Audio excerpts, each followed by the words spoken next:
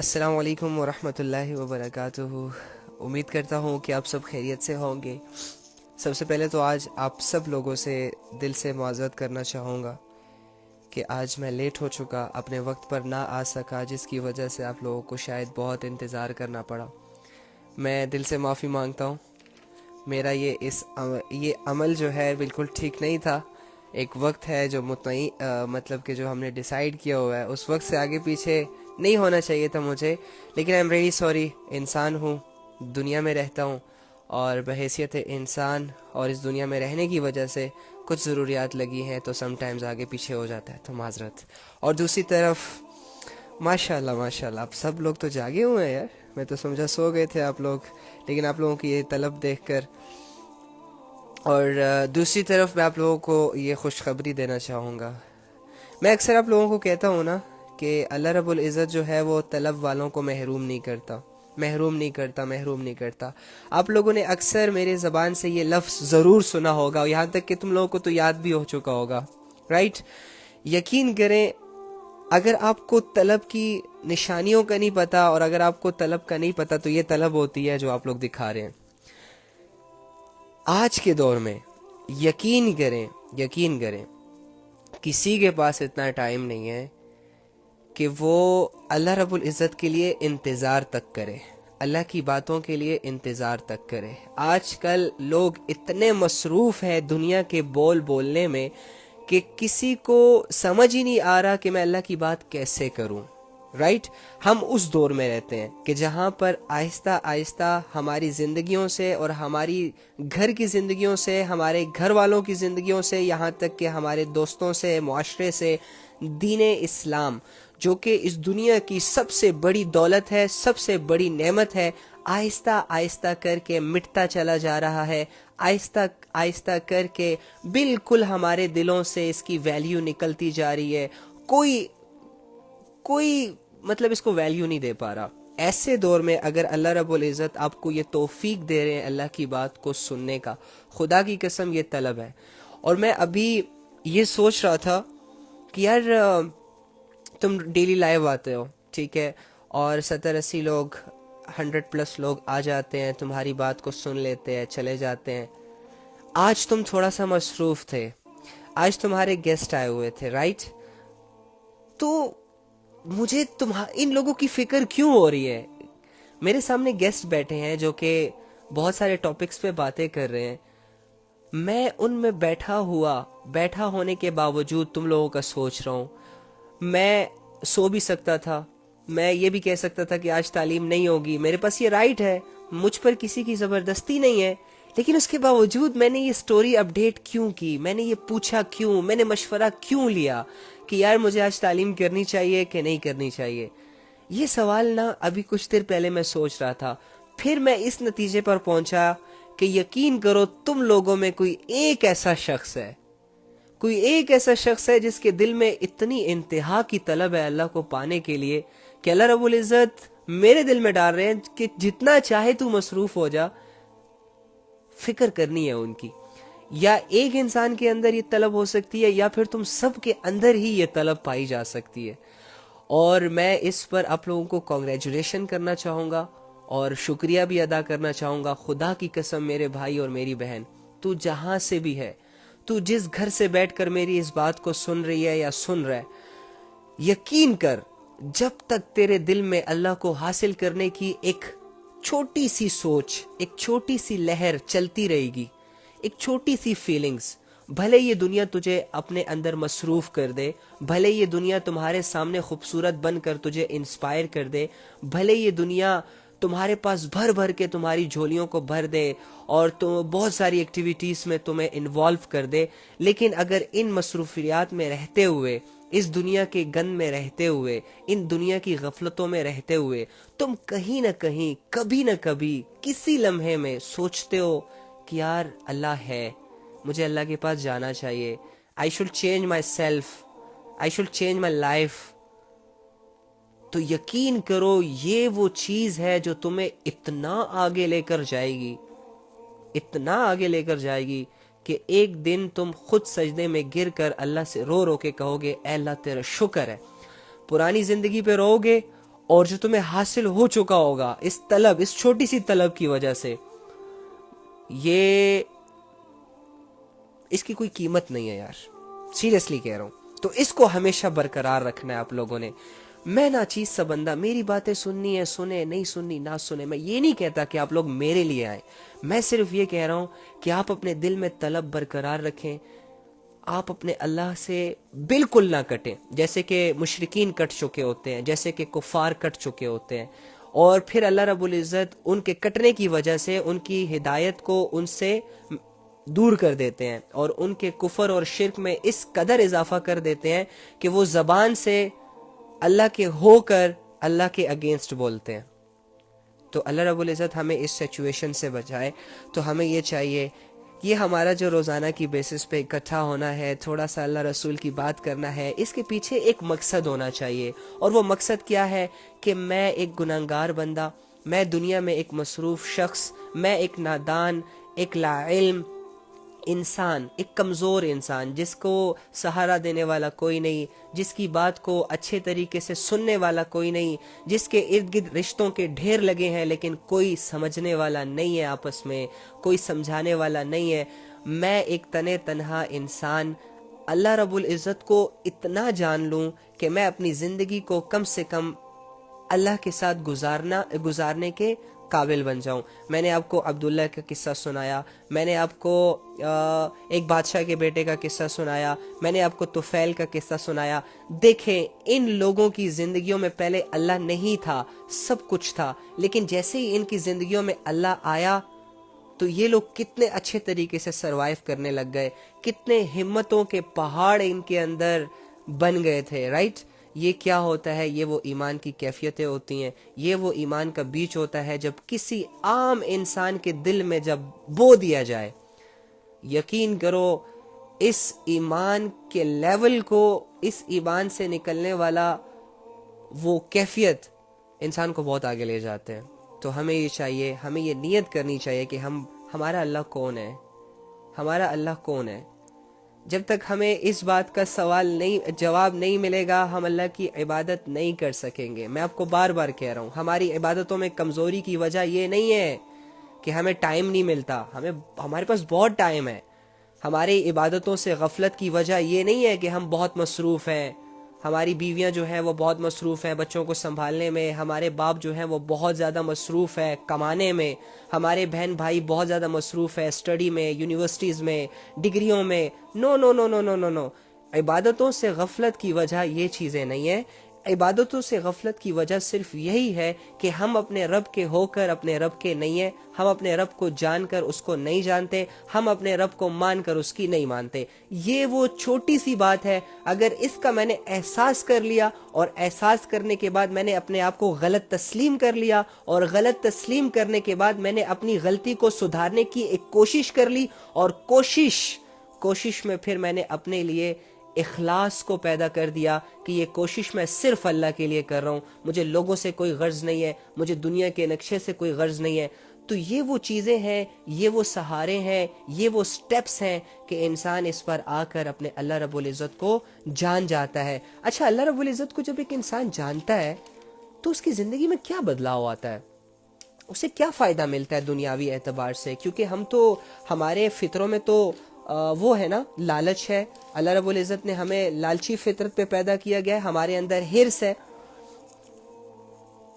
اور ہم اس چیز کے قریب نہیں جاتے جو کہ ہمیں دنیاوی اعتبار سے کوئی فائدہ وغیرہ نہیں دیتی، رائٹ؟ ایسا ہی ہے نا ہمارا مزاج۔ جن چیزوں میں آپ کو انٹرسٹ نہیں ہے، لوگ آپ کے سامنے وہ کر رہے ہوتے ہیں، آپ ان کو دھیان ہی نہیں دے رہے ہوتے، لیکن وہ لوگ ان میں انٹرسٹ لے رہے ہوتے ہیں، ان کو بڑا مزہ آ رہا ہوتا ہے۔ پھر جب وہ آپ کو سمجھاتے ہیں، آپ کے دل میں ان چیزوں کی ویلیو بٹھاتے ہیں، جب آپ سمجھ جاتے ہیں تو آپ بھی ان کے ساتھ شریک ہو جاتے ہیں۔ لیٹ سپوز آپ اسٹڈی میں اتنے بزی ہیں اتنا بزی ہے کہ آپ کا ایک بھائی یا آپ کی ایک بہن گیمز کھیلتی ہے، اب اسے گیمز میں بڑا انٹرسٹ فیل ہو رہا ہے، اور گھنٹوں تک گیمز کھیل رہی ہے، آپ اسٹڈی کر رہے ہو، آپ گیم کو کیا سمجھ رہے ہو؟ فضول ایکٹیویٹی، دفع کرو یار۔ لیکن بھائی سے پوچھو کہ گیم کی کیا ویلیو ہے اس کے سامنے۔ اسی طرح وہ ایک دن آتا ہے، آپ بور ہوتے ہو، فری ہوتے ہو، آپ کو ایڈوائس دیتا ہے، آؤ جی یہ گیم کھیلو۔ آپ گیم کھیلتے ہیں، آپ کو بھی اس میں بڑے شوق چڑھ جاتا ہے، آپ ایک دفعہ پلے کرتے ہیں, آپ کو سمجھ آ جاتی ہے, 2 دفعہ پلے کرتے ہیں, 3 دفعہ پلے کرتے ہیں, کرتے کرتے کرتے آپ کی جب عادت بن جاتی ہے تو پھر آپ اسی بھائی کو کہتے ہیں آؤ جی تھوڑے سے گیم کھیلتے ہیں. پھر آپ کی سٹڈی دوسری طرف, آپ کی یہ انٹرسٹ ہوتا ہے.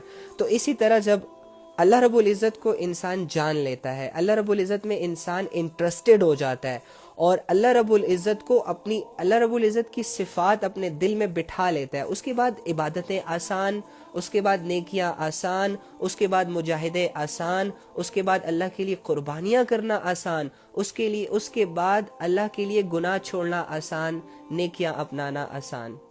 یقین کریں یہ جو مشکل ہمیں فیل ہوتی ہے نا, اس کی یہ وجہ نہیں ہے کہ ہم کمزور ہیں, اس کی یہ وجہ نہیں ہے کہ ہمارے پاس ٹائم نہیں ہے. بس اس بات کو یاد رکھیے گا, یہ شیطان نے صرف ہمیں دھوکہ دیا ہوا ہے کہ یو آر سو ویک, تم کچھ نہیں کر سکتے, تم کسی قابل نہیں رہے, کیا فائدہ, تم تو ایک گناہ کرتے ہو پھر دوسرا کر لیتے ہو پھر تیسرا کر لیتے ہو. یہ صرف اور صرف اس کے بہکاوے ہیں جس میں آپ آئے ہوئے ہیں. آپ ہمت کریں, اپنے اللہ کو پہچانیں. اپنے اللہ کو کیسے پہچانیں گے آپ؟ قرآن کے ذریعے سے. کیسے پہچانیں گے آپ؟ اسلامک سکولرز جو کہ آپ کو اللہ رب العزت کے بارے میں بتاتے ہیں, اس کی صفات پر غور کر کے کہ میرا اللہ کیسا ہے, میرے اللہ نے مجھے آج تک کیسے ٹریٹ کیا. اس کے علاوہ اس دنیا میں جتنے بھی یہ نقشے ہیں نا, جو بھی نشانیاں ہیں, جو میجکس ہیں, ان پر غور کر کے آپ اپنے اللہ کو پہچان سکتے ہیں. اور دیکھو میں دنیاوی مثالیں آپ کو زیادہ اس لیے دیتا ہوں تاکہ آپ سمجھیں. لیٹ سپوز میں ایک سوشل میڈیا یوزر ہوں, یا آپ ایک سوشل میڈیا یوزر ہے, آپ بہت فیمس ہیں, اوکے, آپ کی پکچرز لوگوں کے سامنے جاتی ہے, آپ کی پرسنالٹی لوگوں کے سامنے جاتی ہے, اس کے علاوہ آپ کے ایکشنز لوگوں کے سامنے جاتے ہیں.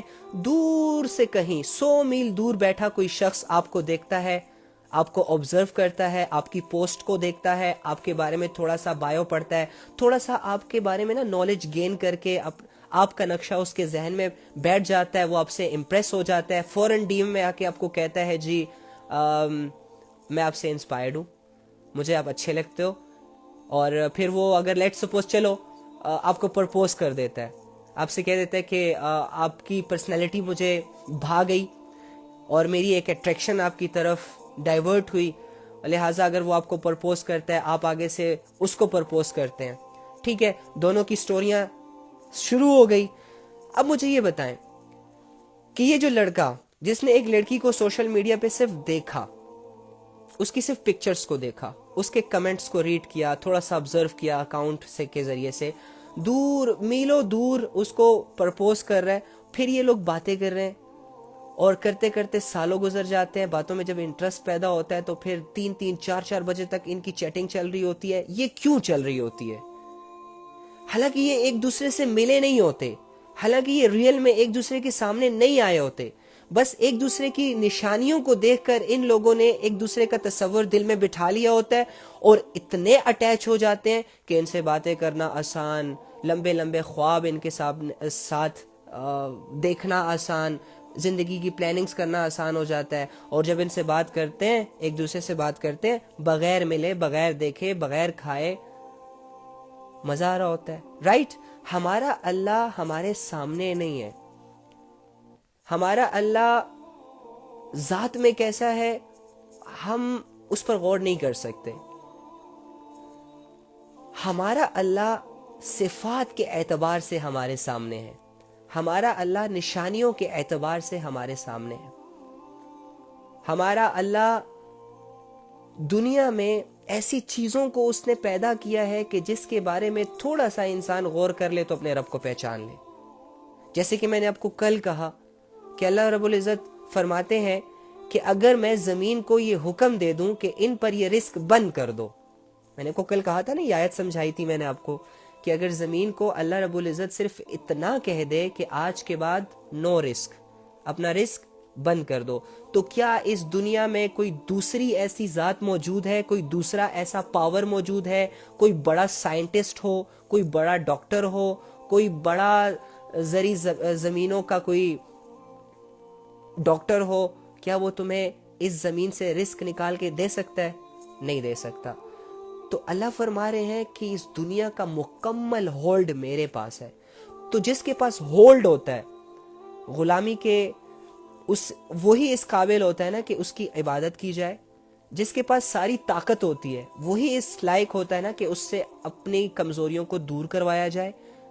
جس کے پاس کسی چیز کی کمی نہیں ہوتی, ٹھیک ہے, دینے کے بعد بھی کمی نہیں آتی, وہی اس قابل ہے نا کہ اس کے سامنے ہاتھ پھیلائے جائے. رائٹ, یہ ہمارا رب ہے. میں آپ کو ایک قصہ سناتا ہوں, اور یہ قصہ بہت میٹر کرے گا آپ کی لائف میں اگر آپ اسے غور سے سنیں گے. دیکھو, ہم اکثر نماز میں قل هو اللہ احد اللہ الصمد لم یلد ولم یولد ولم یکن لہ کفوا احد پڑھتے ہیں. رائٹ, ہر رکعت میں آلموسٹ پڑھتے ہیں. اور ایک صحابی کے بارے میں آتا ہے کہ وہ بھی ہر رکعت میں یہ سورت پڑھا کرتا تھا. تو کسی نے شکایت کر دی تھی نبی صلی اللہ علیہ وآلہ وسلم کو, یا رسول اللہ یہ ہر نماز کی ہر سورت میں سورہ اخلاص پڑھتا ہے. تو پوچھا کیوں, ایسا کیوں؟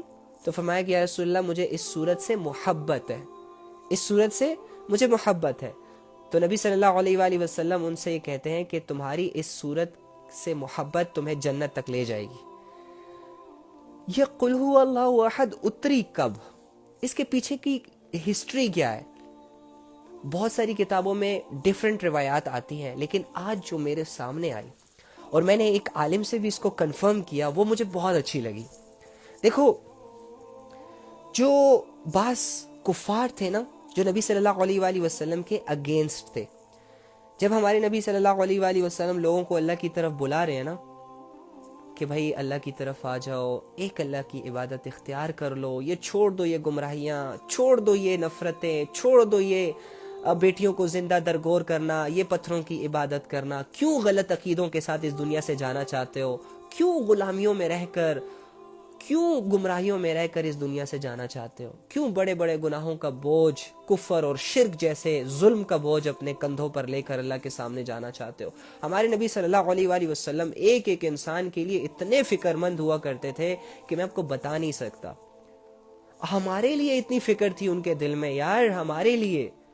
ہمارے نبی صلی اللہ علیہ وآلہ وسلم بیٹھے بیٹھے ایک دن رو رہے ہیں. صحابہ نے پوچھا یا رسول اللہ آپ اچانک سے کیوں رو رہے ہیں؟ فرمایا کہ میں دیکھ رہا ہوں کہ میری امت پر فتنے جو ہے وہ بارشوں کی طرح برسیں گے. کیا کریں گے؟ میری آنے والی امت پر, یعنی ہمارا ان کے سامنے الہام انہیں یہ ہوا کہ میری امت پر ایک ایسا دور آئے گا جب ان پر یہ فتنے بارشوں کی طرح برسیں گے. تو آج دیکھو نا یار, ہر جگہ فتنہ, ہر جگہ گمراہی کا رستہ آسان ہے کہ نہیں ہے؟ ہم اس دور سے جی رہے ہیں. تو کیا ہوا کہ نبی صلی اللہ علیہ وآلہ وسلم کی دعوت چل رہی ہے, مکہ میں بھی چل رہی ہے, مدینہ میں بھی چل رہی ہے, بہت سارے لوگ مسلمان بھی ہو رہے ہیں, بہت سارے لوگ اگینسٹ بھی ہو رہے ہیں. ایسا ماحول, ایسا انوائرمنٹ, بہت سارے لوگ مذاق بھی اڑا رہے ہیں. نبی صلی اللہ علیہ وآلہ وسلم کو معاذ اللہ مجنون, پاگل, پتہ نہیں کیا سے کیا کہہ رہے ہیں. ٹھیک ہے, تو کیا ہوتا ہے کہ ایک دفعہ کیا ہوا, ہمارے نبی صلی اللہ علیہ وآلہ وسلم ایک راستے سے گزر رہے ہیں, جا رہے ہیں, تو دیکھا کہ کفار کے بڑے بڑے جو سردار تھے نا ان کی ایک مجلس لگی ہوئی ہے, اور وہ مجلس ظاہری سی بات ہے ایک مزاج, انہوں نے ایک صورت اختیار کی ہوئی ہے. کتابوں میں آتا ہے کہ ناچ گانا چل رہا تھا, یا پھر شراب چل رہا تھا, یا آپس میں فضولیات چل رہی تھی. ہمارے نبی صلی اللہ علیہ وآلہ وسلم کا وہاں سے گزرنا ہوا, تو ان میں سے ایک سردار, ایک شخص نبی صلی اللہ علیہ وآلہ وسلم کو ایسے کر کے پکارتا ہے, او محمد,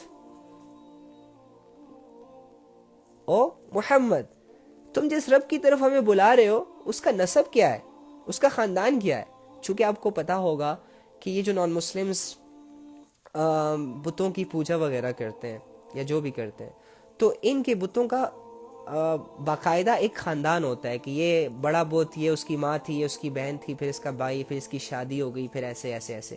تو ان کے ذہنوں میں تو خدا کو لے کر وہ نقشہ تھا. تو ہمارے نبی صلی اللہ علیہ وآلہ وسلم پہ وہ ٹونٹ کرتے ہیں کہ تم جس خدا کی طرف ہمیں بلا رہے ہو اس کا نسب کیا ہے, اس کا خاندان کیا ہے, فیملی سسٹم کیا ہے, وہ کہاں سے آیا. اتنے کم عقل لوگ تھے وہ. ٹھیک ہے, تو ہمارے نبی صلی اللہ علیہ وآلہ وسلم ان کے سوال پہ کچھ نہیں بولتے, خاموشی کے ساتھ چلے جاتے ہیں.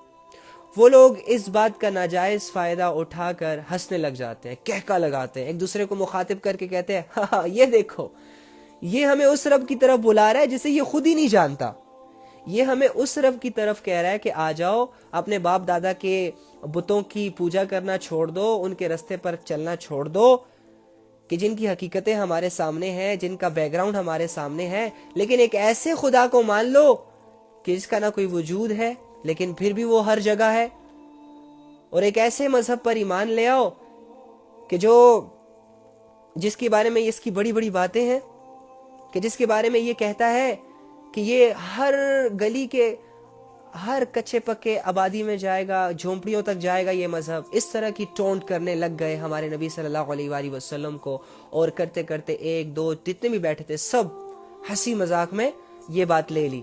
ان کو پوائنٹ مل گیا کہ اس نے تو ہمیں جواب ہی نہیں دیا، اس کا مطلب یہ ہے کہ محمد معاذ اللہ جھوٹا ہے، جھوٹے خدا کی دعوت دے رہا ہے۔ تو ہمارے نبی صلی اللہ علیہ وآلہ وسلم چونکہ خود سے کوئی بات نہیں کرتے تھے، جب تک اللہ رب العزت کی طرف سے کسی بات کا جواب نازل نہ ہو جاتا، جبرائیل علیہ السلام ان تک لے نہ آتے، تب تک وہ اپنی طرف سے کوئی بات نہ کرتے۔ تو اس وقت ایسا ہی ہوا، اللہ رب العزت کے جواب میں تھوڑا سا ڈیلے ہوا، وہ چلے گئے چپ چاپ کر کے باتیں سن کر۔ کرتے کرتے کرتے دوسرا دن آیا، پھر سارے لوگ ان کی خدمت میں آئے یہی بات لے کر۔ اب سارے لوگ نا آپس میں نا مشورہ کرنے لگ گئے، کوئی ایک کے پاس جاتا ہے، جیسے کہ انسان کی فطرت ہوتی ہے، جب کسی کی کوئی کمزوری سامنے آتی ہے، یہ معاذ اللہ کمزوری نہیں تھی نبی کی، لیکن ہماری فطرت ایسی ہوتی ہے، ہم بحیثیت انسان جب ہمیں کسی دشمن کی کوئی ویکنس ملتی ہے تو ہم اسے پوائنٹ کر کے اسے مزید کمزور کرنا چاہ رہے ہوتے ہیں، اور اس کمزوریوں کو اتنا بیان کرتے ہیں تاکہ لوگ ہمارے ساتھ مل کر اس کے اگینسٹ ہو جائے۔ اب یہی ماحول انہوں نے اختیار کیا، کبھی ایک سردار کے پاس جاتے ہیں، کبھی ایک گھر میں ڈسکشن چل رہی ہوتی ہے کہ محمد سے آج یہ پوچھا گیا تھا، محمد نے تو آج کوئی آنسر ہی نہیں دیا، یہ ایسا ہے، یہ ویسا ہے، فلاں ہے۔ کرتے کرتے کرتے کرتے نا یہ بات پھیل گئی پورے عرب میں۔ تو کیا ہوا کہ صحابہ تک بھی یہ بات پہنچ گئی کہ اچھا ہمارے نبی صلی اللہ علیہ وآلہ وسلم سے یہ سوال کیا گیا تھا اور انہوں نے کوئی جواب نہیں دیا تھا، وہ سپیچلیس ہو گئے تھے۔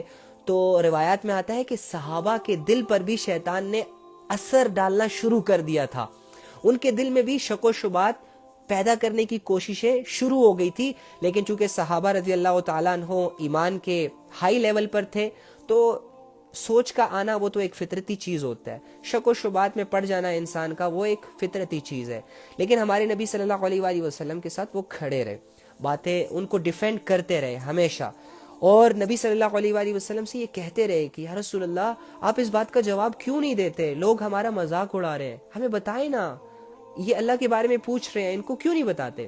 کرتے کرتے کچھ دن گزرتے گئے تو کیا ہوا کہ پھر اللہ رب العزت نے جب ان کی ساری کنورسیشن سنی، کوئی آتا آپ سے یہ پوچھتا کہ اچھا تم یہ بتاؤ کہ تمہارا خدا سونے کا بنا ہوا ہے یا تمہارا خدا چاندنی کا ہے یا پیتل کا ہے، اور معاذ اللہ ایسی باتیں، اور کوئی ان کو کہتا اچھا تم مجھے یہ بتاؤ کہ اس کا خاندان کیسا ہے اور وہ اس کا شجرہ نسب کیا ہے، تو اس طرح کی باتیں نا تو چلتی رہی۔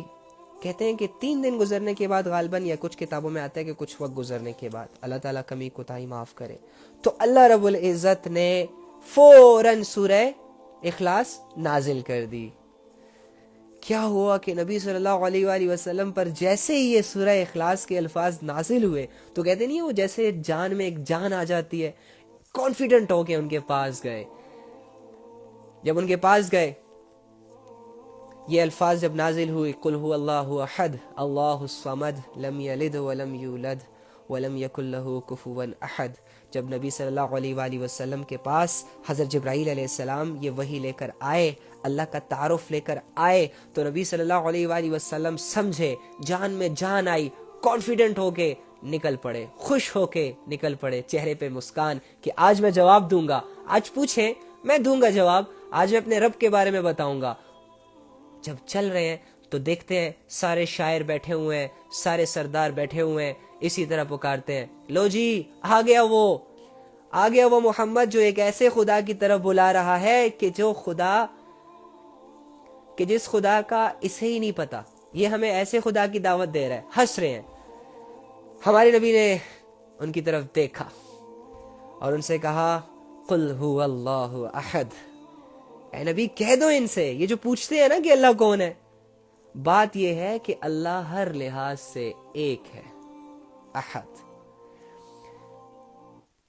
اب احد کی ایک اتنی بڑی تفسیر ہے، اگر میں آپ کو اس میں لے جاؤں تو شاید رات گزر جائے، لیکن شارٹ یہ کہ جیسے ہم کہتے ہیں نا کہ موبائل ہمارے پاس ایک ہے، ہم کہتے ہیں نا موبائل ہمارے پاس ایک ہے، لیکن موبائل کے اندر بہت ساری ٹیکنالوجیز مل کر ایک چیز کو، بہت سارے اشیاء مل کر ایک چیز بناتی ہے، اسے کہتے ہیں واحد. اور احد اسے کہتے ہیں کہ جو بالکل ہر طرح سے، کسی کی ملاوٹ سے، کسی کی مدد سے، کسی سورس، کوئی چیز اس سے پاک ہو. تو اللہ رب العزت کیا ہے؟ وہ ہر لحاظ سے ایک ہے، کوئی دوسرا ہے ہی نہیں کہ اس سے اس کی تشبیہ دی جائے کہ ہاں اللہ اس جیسے. پھر اللہ فرماتے ہیں اللہ الصمد، اللہ ہی ایسا ہے کہ سب اس کے محتاج ہیں اور وہ کسی کا محتاج نہیں. چونکہ وہ شاعر تھے، وہ سمجھتے تھے قرآن کو کہ یہ کیسی ذات ہے بھائی جو ہر لحاظ سے ایک ہے، ادھر واحد نہیں ہے بلکہ احد ہے. تو حیران ہو گئے، ہکے بکے ہو گئے کہ یہ کیسی بات کر رہا ہے، وہ ظالم یہ کیا کہہ دیا. ایک دوسرے سے کہہ رہے ٹھیک ہے یہ محمد نے ہمیں کیا کہہ دیا، قل هو اللہ احد، کہ وہ اللہ جس کے بارے میں ہم پوچھ رہے ہیں وہ ایک ہے، اللہ الصمد، اور وہ ایسا ہے کہ سب اس کے محتاج ہیں. یعنی اس دنیا میں جو بھی چیزیں ہیں سب اس کی محتاج ہے. انسان اسی کے محتاج، چرند پرند اسی کے محتاج، زندگیاں اس کی محتاج، رینگنے والے، اڑنے والے، سمندر، پہاڑ، زمین، آسمان، چاند، ستارے، گلیکسی، ہر چیز اسی کی محتاج ہے. یعنی اسی کی مرضی سے سب چل رہا ہے، یعنی جیسے وہ چاہے گا ویسے ہی ہوگا. اور دوسری بات اس سے زیادہ حیران کن کہ وہ کسی کا محتاج نہیں ہے، اسے کسی کی ضرورت نہیں ہے. اس سارے نظام کو چلانے کے لیے، انسانوں کو پیدا کرنے کے لیے، پھر کھلانے کے لیے، پھر سلانے کے لیے، پھر خوش کرنے کے لیے، پھر مارنے کے لیے، مارنے کے بعد دوبارہ زندہ کرنے کے لیے، اس پوری دنیا کے نظام کو چلانے کے لیے، یہ رات کو لانے کے لیے، یہ دن کو لانے کے لیے، یہ بارشوں کو برسانے کے لیے، یہ سمندروں کو اپنے رخ پر چلانے کے لیے، یہ پہاڑوں کے حجم کو زمین کے اوپر برقرار رکھنے کے لیے، زمین کے اندر جتنی بھی اشیاء ہیں لاوے کو مینٹین رکھنے کے لیے، پانی کو مینٹین رکھنے کے لیے. اور یہ ساری چیزیں کرتے ہوئے ہمارے رب کو کسی کی مدد کی ضرورت ہی نہیں ہے، وہ کسی کا محتاج ہی نہیں ہے. تو حیران ہو گئے، آنکھیں پھٹی کے پھٹی رہ گئی کہ آج یہ محمد صلی اللہ علیہ وآلہ وسلم کیسی باتیں کر رہا ہے، ان کا تو ہمارے پاس تو کوئی جواب ہی نہیں ہے. یہ تو ایک ایسی شاعری ہے کہ اس کا تو ہم جواب ہی نہیں دے پاتے. جیسے کہ میں نے آپ کو کہا کہ عرب میں پسندیدہ مشغلہ یہ ہوتا تھا کہ وہ ایک دوسرے کے ساتھ کمپٹیشن کرتے تھے شعر و شاعری کی. ایک نے شاعر بولا تو ایک نے شاعری پیش کی تو دوسرے نے اس کے جواب میں ایسی شاعری پیش کی کہ سامنے والے بندے کو ہار ہو گئی. لیکن چونکہ قرآن کے بارے میں ان کا یہ عقیدہ تھا کہ محمد صلی اللہ علیہ وآلہ وسلم شاعر ہے، یہ تو کوئی ایسے بلیغ شاعر ہیں کہ ایسی باتیں کرتے ہیں کہ لوگوں کو اپنے بس میں کر لیتے ہیں، لوگوں پر جادو ہو جاتا ہے ان کے بول کا. لیکن وہ کیا جانے کہ یہ کلام اس رب کی طرف سے نازل ہو رہا ہے جو رب ساری انسانیت کو اپنی طرف بلا رہا ہے، جو رب ساری انسانیت کو جنت کا وارث بنانا چاہ رہا ہے، جو ساری انسانیت پر بڑا مہربان ہے، جو ساری انسانیت پر بڑا رحیم ہے، جو ساری انسانیت کا دوست ہے، جو ساری انسانیت کا سہارا ہے. ان کمقلوں کو کیا خبر تھی اس بات کی؟ تو جب ان کو کہا اللہ الصمد، وہ اور ہکے بکے رہ گئے. اور ایک کتاب میں تو آتا ہے کہ کچھ شاعروں کے ہاتھ میں شراب کے گلاس تھے. جب انہوں نے یہ کہا کہ اللہ الصمد، اور جب اسی طرح یہ آیتیں ان کے سامنے پڑھی جا رہی تھی تو ان آیتوں کا ان پر اتنا اثر ہوا کہ وہ جیسے کہ وہ ہکے بکے ہو کر ان کے ہاتھوں سے وہ گلاس گر گئے تھے، حیران ہو گئے تھے. لم یلد ولم یولد، نہ اس کی کوئی اولاد ہے اور نہ وہ کسی کی اولاد ہے. اب یہاں پر آ کر ان کے سامنے تو یہ سارا کانسیپٹ تھا نا کہ جی یہ بڑا بت ہے، پھر یہ اس کی بیوی ہے، پھر یہ اس کے کیا کہتے ہیں اس کے بچے ہیں، ان کی بھی پوجا کرو، ان کی بھی پوجا کرو، ان کی بھی پوجا کرو، ان کا یہ خاندان ہے، ان کا یہ پردادا ہے. ان کے سامنے تو یہ چیزیں ہوتی تھی. لیکن جب محمد صلی اللہ علیہ وآلہ وسلم اپنے رب کا تعارف لایا اور اس تعارف میں ان کو یہ کہا کہ میرا رب جو ہے نہ کسی کی اولاد ہے اور نہ اس کی کوئی اولاد ہے، تو حیران ہو جاتا ہے نا بندہ کہ سیریسلی، اچھا، حیران ہو جاتا ہے بندہ، کنفیوز ہو جاتا ہے بندہ. اور آخری جملہ جب نبی صلی اللہ علیہ وآلہ وسلم نے پیش کیا، وَلَمْ يَكُنْ لَهُ كُفُوًا أَحَدٌ، اور اس کے جوڑ کا کوئی بھی نہیں ہے. یعنی تم لوگ تو جس خدا کو پوچھتے ہو، جن بتوں کو پوچھتے ہو سکتا ہے تم ان کی ایک ہی خدا کی 10 مورتیاں بناؤ اور الگ الگ تھوڑی سی بناؤ اور سامنے رکھو اور پھر کہو ارے یہ تو اس بھگوان جیسا ہے، ارے یہ تو اس بھگوان جیسا ہے، ارے یہ تو اس انسان جیسا ہے، یہ تو اس انسان جیسا ہے. میرا رب ایسا ہے کہ اس کے جیسا کوئی ہے ہی نہیں کہ جس سے اس کو کمپیئر کیا جائے کہ یہ رب ایسا ہے، اس کی طرح ہے. اور اس کے جوڑ کا کوئی بھی نہیں، کوئی اس کا ہم سفر نہیں، کوئی اس کا ثانی نہیں. وہ اکیلا سارے کام سر انجام دے رہا ہے، اسے کسی کی ضرورت نہیں.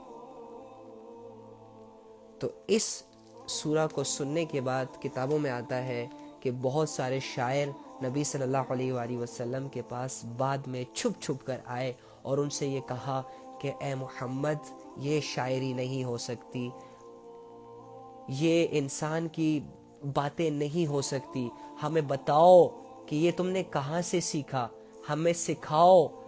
تو اس نے کہا یہ میرے رب کی طرف سے اتاری ہوئی آیتیں ہیں جن پر میں ایمان لایا ہوں. مسلمان ہو جاؤ، کلمہ پڑھ لو، آخرت پر ایمان لے آؤ، مرنے کے بعد ایک زندگی ہے، اس کے لیے تیاریاں شروع کر دو. چنانچہ کتابوں میں آتا ہے کہ بہت سارے لوگ اس وقت مسلمان ہو گئے تھے سورہ اخلاص کے اترنے سے. یہ وہ سورہ ہے جس میں اللہ رب العزت نے ہمیں بتایا ہے، کبھی ٹائم ملے تو اس کی تفسیر کو ضرور پڑھیں، سنیں اور اللہ رب العزت کو جانیں کہ ہمارا رب ذات و صفات کے اعتبار سے کیسا ہے. تو اللہ رب العزت کے ساتھ جڑنے میں اور اس کی ماننے میں اور اس کے ساتھ زندگی گزارنے میں جو مزہ ہے، جو زندگی کی قیمت ہے، وہ کہاں گناہوں میں وہ لذت. اللہ رب العزت کے ساتھ باتیں کرنے میں جو فیلنگز ہیں، وہ کہاں کسی نامحرم کے ساتھ باتیں کرنے میں وہ مزہ. سمجھ رہے ہیں آپ لوگ؟ بس عقل مند بنیں، عقل مندی کے رستے کو اختیار کریں، اپنی زندگی میں موجود ہر گمراہی کو، ہر گناہوں کو جڑ سے کاٹ دیں. تم لوگ کر سکتے ہو، یہ نہیں کہ تم لوگ نہیں کر سکتے. تم لوگ بہت مضبوط ہو، تم لوگوں کے اندر بہت بڑا شعور ہے، علم ہے. اور دوسری بات، سب سے قیمتی بات، تمہارے ہر نیک ارادے، تمہارے ہر نیک عمل میں تمہارے ساتھ تمہارے اللہ کی مدد شامل ہو جائے گی، جس کی وجہ سے تمہارے لیے بڑے بڑے مشکل کام بھی آسان ہو جائیں گے. اس بات پر یقین رکھو. اپنے رب کو اس دنیا میں راضی کرنا ہے، یہی اپنا مقصد بناؤ. اپنے رب اور نبی صلی اللہ علیہ وآلہ وسلم کے حکموں کے مطابق اپنی زندگی گزارنا ہے، یہی ہمارا کرائٹیریا ہے. ہمیں لوگوں کے پیچھے نہیں چلنا، ہمیں دنیا کے ریتی رواجوں سے متاثر نہیں ہونا، ہم نے لوگوں کو دیکھ کر اپنی زندگیوں کے فیصلے نہیں کرنے. میں عاقل ہوں، میں بالغ ہوں، مجھے چیزیں سمجھ میں آتی ہیں، میں اپنے اللہ کو جانتا ہوں، میں اسی اللہ پہ ٹرسٹ کر کے اپنی زندگی کو گزار سکتا ہوں جتنی بچی ہے. آپ اسی اللہ پہ بھروسہ کر کے اپنی زندگی کو گزار سکتے ہیں. اپنے اللہ کو اپنے آپ سے اتنا دور مت سمجھیں. اپنے اللہ رب العزت کو 7ویں آسمان پہ تصور کرنا بند کریں. اپنے اللہ رب العزت کو قریب لے کر آئیں، اتنا قریب لے کر آئیں کہ آپ کو ریئلائز ہو کہ میرا اللہ ہر پل میرے ساتھ ہے. پلک جھپکنے کے برابر بھی میرا اللہ مجھ سے غافل نہیں ہوتا. میری ایک ایک سوچ سے واقف ہے، میرے ایک ایک دل کی فیلنگز کو جانتا ہے. میں جن دردوں سے گزر رہا ہوں، میں جن مشکلات سے گزر رہا ہوں، میرے اللہ کی اس پر نظر ہے. اور وہ اللہ میرے لیے عنقریب آسانیوں والا فیصلہ کرنے والے ہیں. وہ اللہ رب العزت میری طاقت ہے، وہ اللہ رب العزت میرا سہارا ہے، وہ اللہ رب العزت میرے دوست ہے. ایسے باتیں کر کے خود کو سمجھائیں، ایسی باتوں سے آپ اپنے اندر کے ایمان کو بڑھا سکتے ہیں، آپ اپنے کمزور سے جسم کو طاقتور بنا سکتے ہیں، آپ اپنے کمزور سے حوصلوں کو بڑا حوصلہ بنا سکتے ہیں۔ جس انسان کے ساتھ رب کی مدد شامل ہو جاتی ہے، جس انسان کا اللہ رب العزت پر بغیر دیکھے ٹرسٹ ڈیولپ ہو جاتا ہے، دنیا چاہے یہاں کی وہاں ہو جائے، دنیا چاہے ساری مل کر اس بندے کو نقصان پہنچانے کی آخری حد تک کوششوں میں لگ جائے، اللہ کی قسم اس کا ایک بال بھی باقی نہیں ہوگا۔ اسی لیے کہتا ہوں اپنے رب کی مدد کو، اپنے رب کی ذات کو، اپنے اللہ کی محبت کو، اپنے اللہ کو اپنا سہارا بنا کر اپنی باقی زندگیوں کو گزارنا شروع کریں۔ خدا کی قسم ابھی بھی دیر نہیں ہوئی، ابھی بھی آپ لوگ اللہ کے ولی بن سکتے ہو، ابھی بھی آپ لوگ 5 وقت کے پکے ٹکے نمازی بن سکتے ہو، ابھی بھی آپ بہت بڑے اسکالرز بن سکتے ہو، ابھی بھی آپ تہجد گزار بن سکتے ہو۔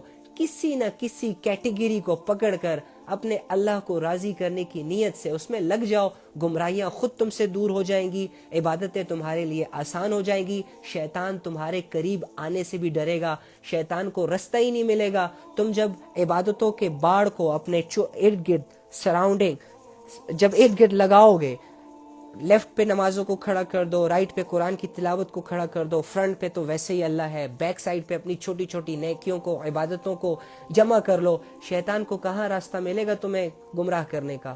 بس یہ ہم کمزور ہو جاتے ہیں، یہ دنیا کی آزمائشوں میں گرفتار ہو کر ہم اللہ پہ ٹرسٹ کرنا بھول جاتے ہیں، ہم دنیا سے بہت زیادہ دل لگا بیٹھے ہیں جس کی وجہ سے آخرت کا شوق ہمارے دلوں میں مر گیا ہے۔ لیکن اس کا یہ مطلب نہیں ہے کہ میں نا امید ہو کر، بے سہارا ہو کر اور سوچنے لگ جاؤں، نیگیٹو وائبز، نیگیٹو تھاٹس اپنے مائنڈ میں ڈال کر کسی کونے میں بیٹھ کر اپنے آپ کو کوستا رہوں کہ یہ کیوں ہوا، کیسے ہوا، کیوں نہیں ہونا چاہیے تھا، فلاں نہیں ہونا چاہیے تھا، نہیں کر سکتا، یہ نہیں ہو سکتا، وہ نہیں ہو سکتا۔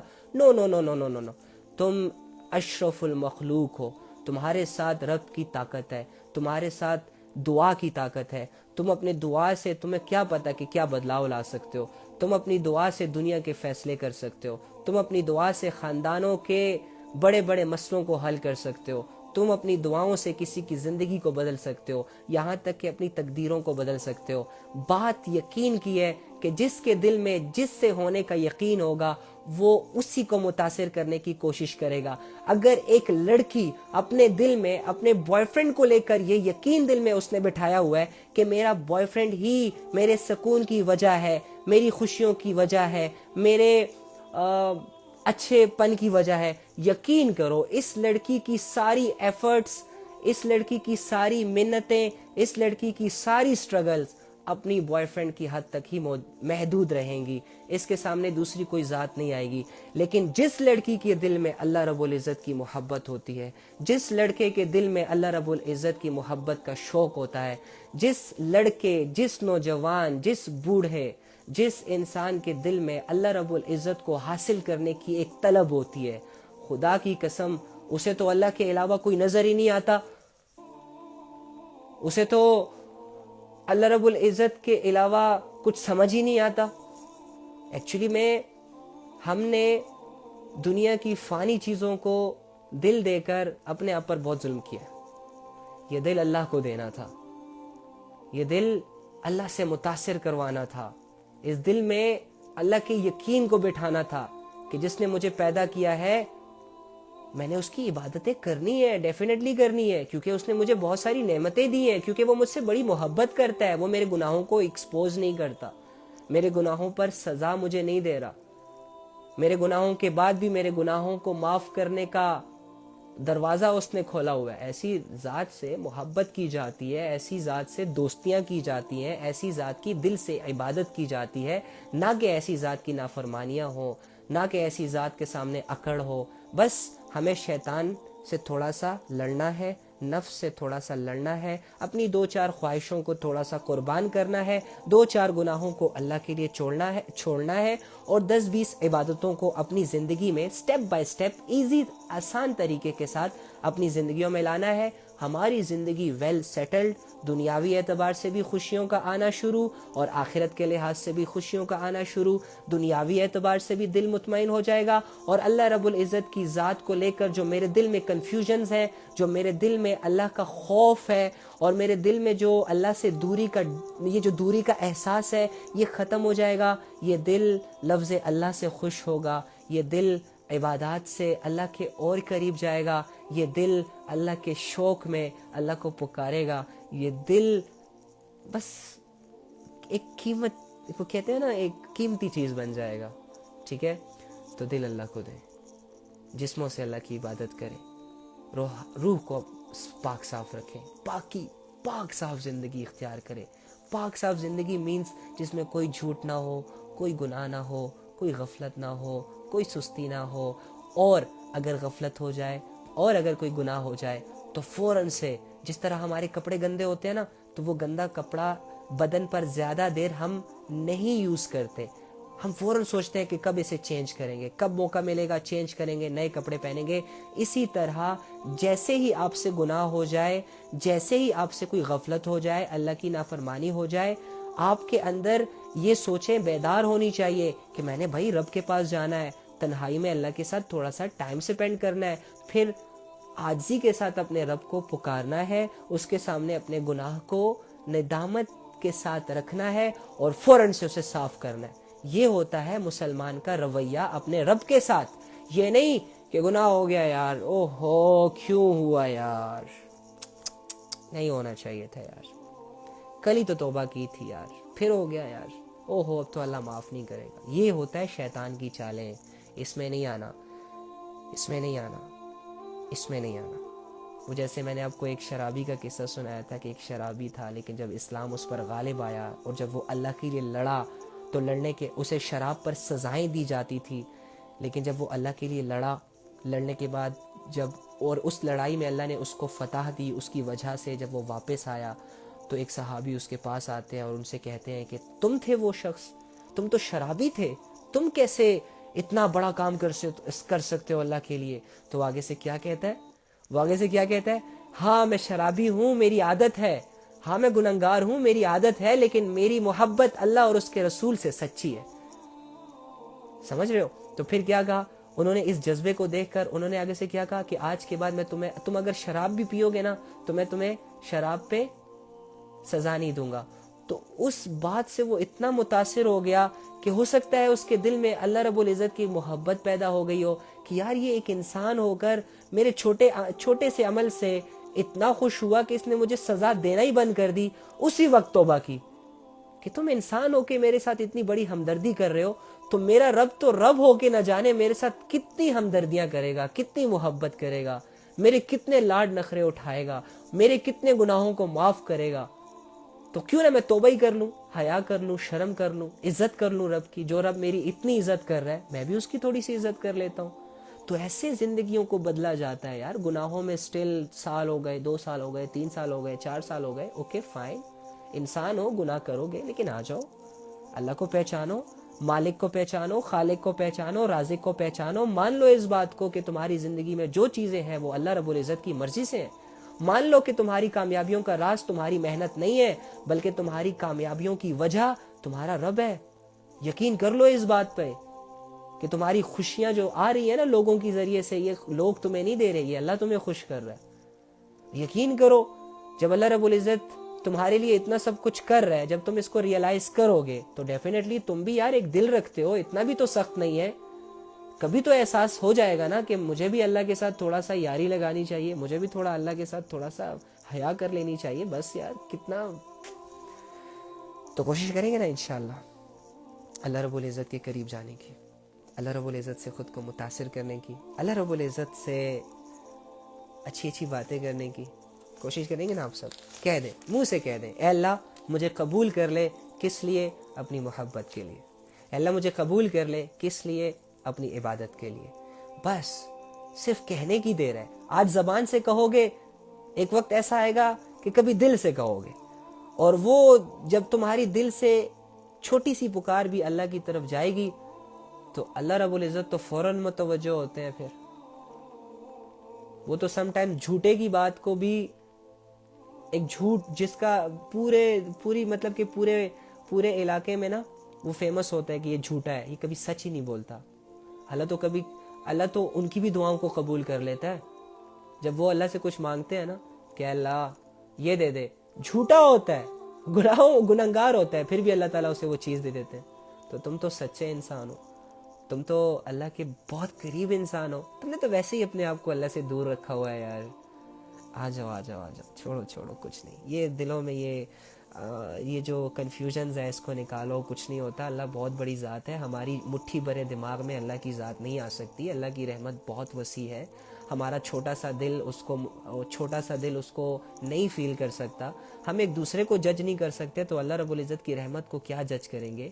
بس توکل کرو جیسے اللہ نے کہا ہے، بس مغفرت مانگو جیسے اللہ نے کہا ہے۔ اللہ کی باتوں میں سکون ہے، اللہ کی باتوں میں تمہاری کامیابی چھپی ہوئی ہے۔ مان لو، دیر نہیں ہوئی، آ جاؤ، سب ٹھیک ہو جائے گا۔ انشاءاللہ تم اپنی آنکھوں سے اپنی کامیابیاں دیکھو گے، انشاءاللہ تم اپنی آنکھوں سے دیکھو گے کہ تمہارا دل پرسکون ہو چکا ہے، انشاءاللہ تم اپنی آنکھوں سے دیکھو گے کہ تمہارے ناممکن کام بھی ممکن ہو رہے ہیں، تمہارے مشکل کام بھی آسان ہو رہے ہیں، تمہارے بند دروازے جو تمہاری زندگی کے دروازے ہیں جو سالوں سے بند ہیں، تم اسے کھولنے کی کوشش کر رہے ہو لیکن نہیں کھل رہے، ہو سکتا ہے اللہ کے ساتھ جڑنے کے بعد کھل جائے۔ یقین کرو اللہ پر، اللہ کی ذات یقین کے لائق ہے، اللہ کی ذات عبادت کے لائق ہے، تو کرو اس کی عبادت، کرو اس پر یقین، کرو اس پر بھروسہ، دو اسے اپنی زندگی میں جگہ، دو اپنا وقت اسے۔ خدا کی قسم ایک ایک لمحے کی قیمت اتنی بڑی لگائے گا کہ آپ حیران ہو جاؤ گے۔ اللہ کو دیا ہوا وقت ضائع نہیں ہوتا، اللہ کی یاد میں گرا ہوا آنسو ضائع نہیں ہوتا، اللہ کے لیے کی گئی نیکی ضائع نہیں ہوتی۔ دنیا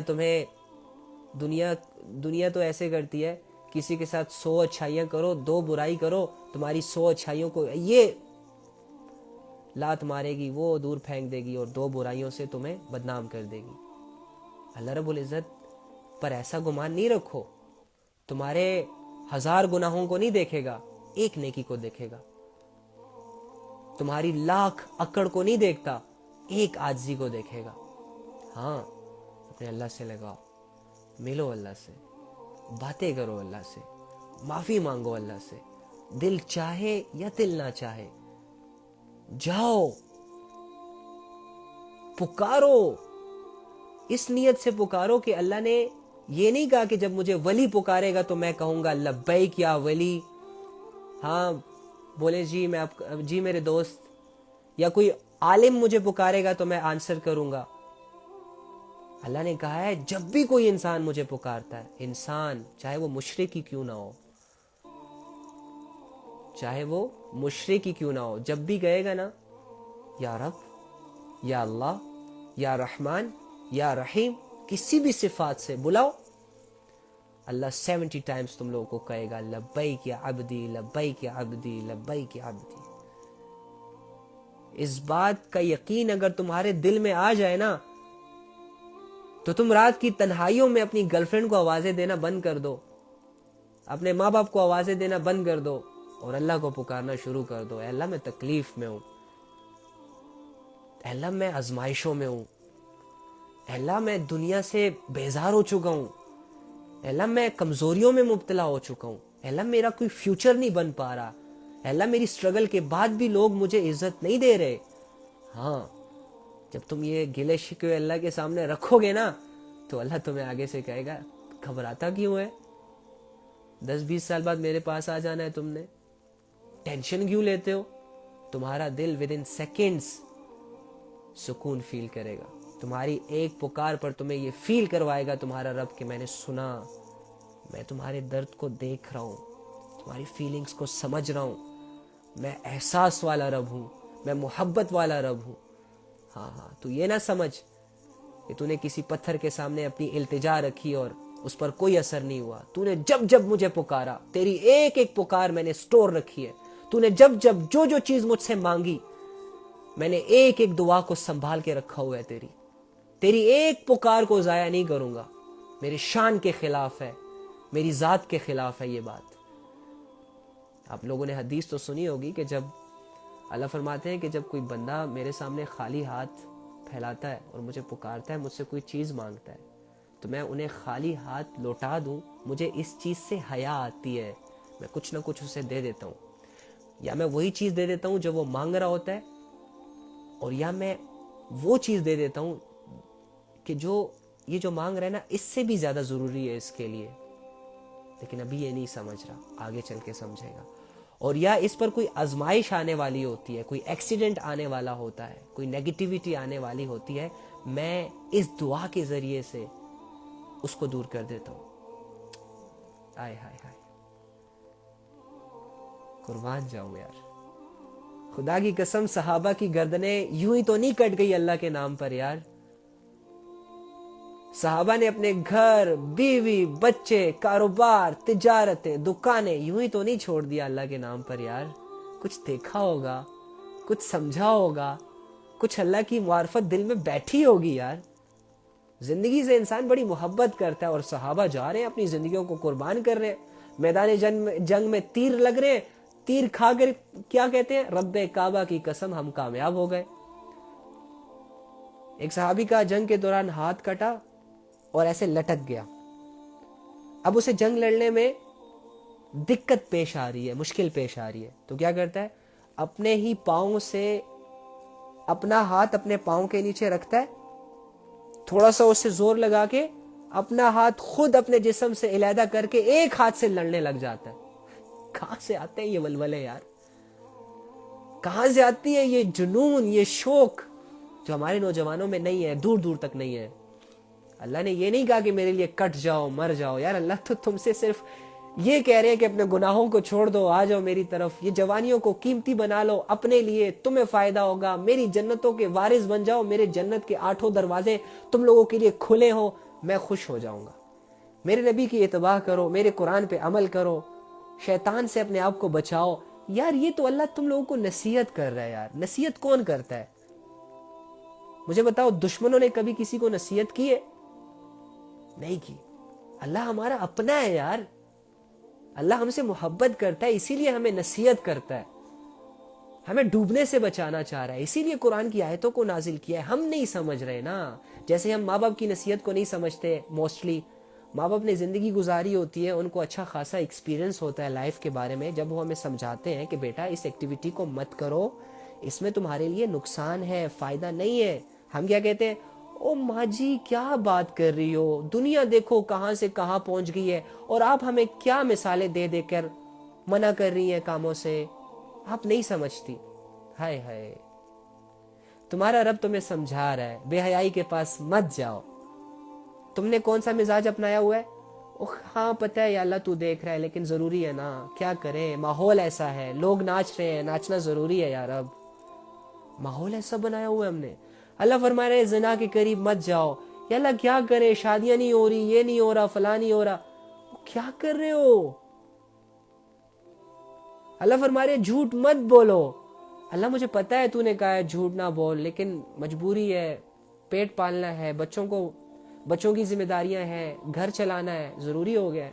واہ یار, کیا بات ہے, کیا بات ہے, کتنے سمجھدار ہیں ہم, ہماری امت کتنی سمجھدار ہے نا. اللہ رب العزت فرما رہے ہیں نماز پڑھو 5 وقت کی. میرا نوجوان کیا کہتا ہے, یا اللہ پیپر چل رہے ہیں, ٹائم نہیں ہے. ہائے ہائے ہائے ہائے,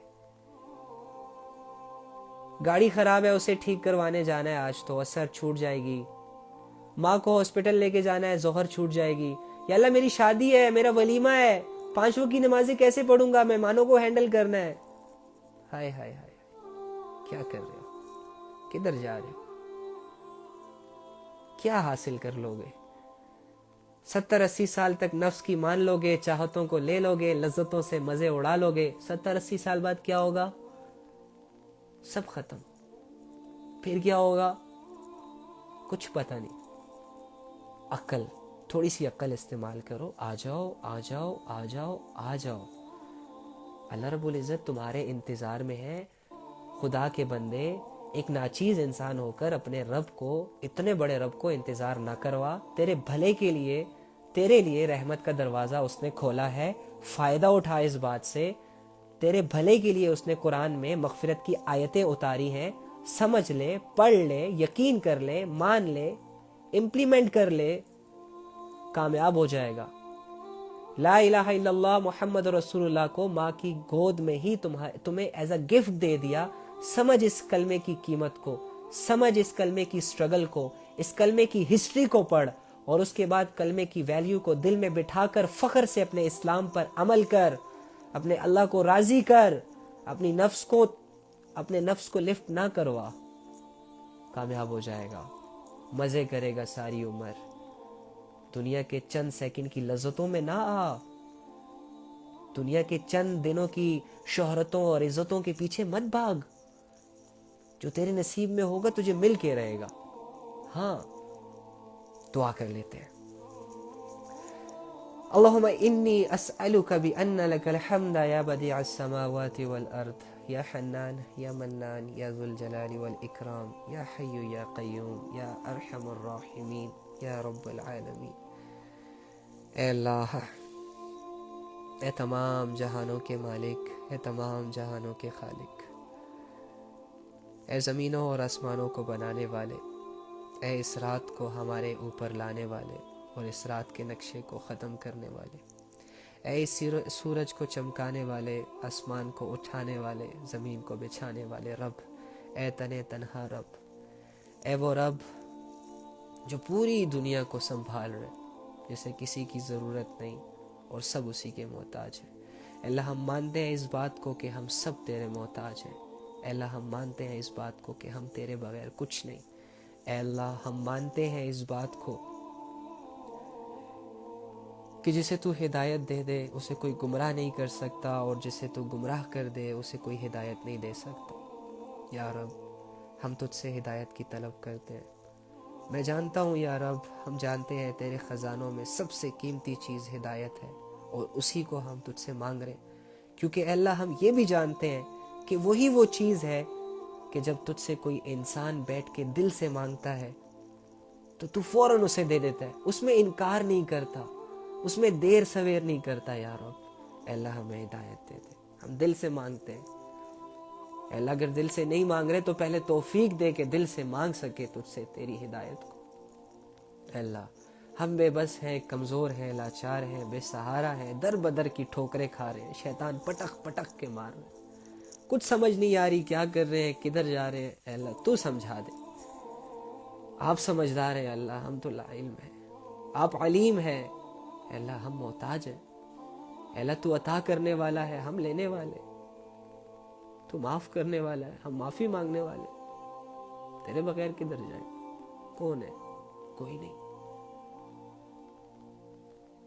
اے اللہ، ہماری جھوٹی زبانیں، جھوٹے دل، دنیا سے متاثر زندگیاں، ان کو تو ہی بدل سکتا ہے یا رب، اور کوئی نہیں ہے ہمارا. یا رب، ہمیں اپنے قریب کر لے.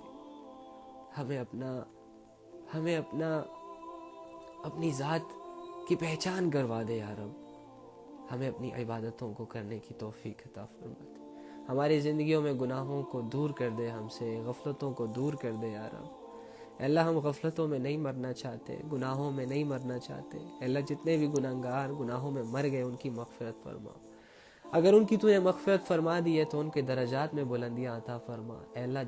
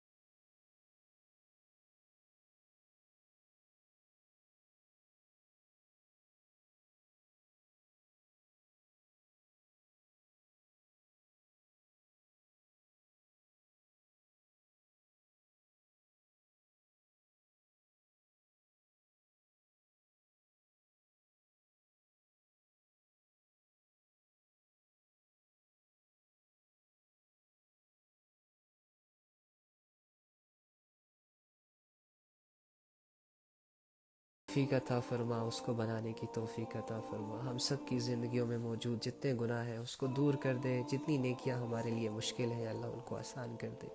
ہمارے گھروں میں ہمارے والدین کی مغفرت فرما، ہمارے بہن بھائیوں کی مغفرت فرما، ہمارے ہمسائے پڑوسیوں کی مغفرت فرما. ہمارے ملک و قوم کی بچے اور بچیوں نوجوانوں کی مغفرت فرما. اے اللہ ہم سب کو توفیق دے، ہم سب کو توفیق دے کہ ہم اپنی اپنی توبہ اپنے اپنے منہ سے اپنے اپنے دل سے تو تیرے سامنے کر سکے یا رب. اے اللہ ہمیں کسی قابل بنا دے. اے اللہ ہمیں آخرت کے عذاب سے بچا، آخرت کی ذلتوں سے بچا، آخرت کی رسوائی سے بچا یا رب. دل ویران ہے، گندگی کا ڈھیر ہے، اسے صاف کر کے ہدایت کا نور اس میں بھر دے. اے اللہ جو لوگ تجھ سے دور ہیں تیری طرف آنا چاہتے ہیں، ان کو کوئی راستہ دکھائی نہیں دے رہا، ان کو اپنی طرف سے ہدایت عطا فرما. ان کے لیے ہدایت کے رستوں کو آسان کر دے یا رب. جن سے تو ناراض ہے ان سے راضی ہو جا، جن سے تو ناراض ہے ان سے راضی ہو جا. دنیا کی سب سے بڑی ہار انسان کی یہ ہار ہے کہ وہ تجھے ناراض کر دے، اپنے اعمال کی وجہ سے، غفلتوں کی وجہ سے، دنیا کے پیچھے بھاگ بھاگ کر تجھے بھلا دے. انسان کی سب سے بڑی ہار. ہم ہارنا نہیں چاہتے، تجھے کھونا نہیں چاہتے. تیری ذات بہت لطیف ہے، تیری ذات بہت بہت بہت زیادہ سکون دینے والی ہے یا رب. اگر تو ہماری زندگیوں میں نہیں ہے تو ہماری زندگیوں میں ہمیں کوئی بھی چیز انسپائر نہیں کر سکے گی، مطمئن نہیں کر سکے گی. ہمیں تو چاہیے بس. اور اب تو ملنے میں بہت آسان ہے، صرف مانگنے کی دیر ہوتی ہے. ہاں جانتا ہوں. آمین یا رب العالمین. اللہ ہم سب کو اپنی محبت دے. یار میری دعا لمبی تو نہیں ہوتی نا؟ جزاک اللہ. آپ لوگ سارے آئے، آپ لوگوں کی اسٹرگل، اور I am really sorry.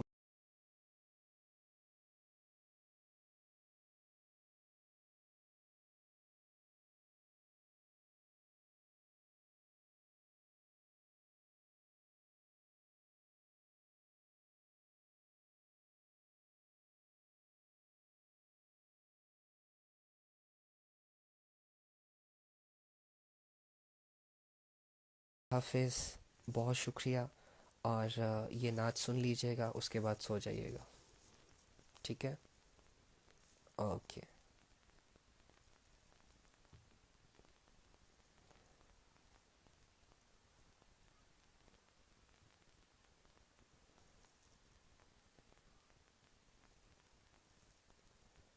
Comments آن نہیں کر رہا تاکہ آپ لوگوں کے دل کا اثر جو ہے وہ خراب نہ ہو. اگر کسی نے عشاء کی نماز نہیں پڑھی تو وہ عشاء کی نماز پڑھ لے اور فجر کی نیت کر لے. انشاءاللہ صبح آپ لوگوں نے فجر بھی پڑھنی ہے، ظہر بھی پڑھنی ہے، عصر بھی پڑھنی ہے، مغرب بھی پڑھنی ہے، اور عشاء بھی پڑھنی ہے. اور جس نے نہیں پڑھنی اس سے ہم خود پڑھوا لیں گے. بہت شکریہ ٹائم دینے کے لیے. کل انشاءاللہ ملاقات ہوتی ہے. اللہ حافظ.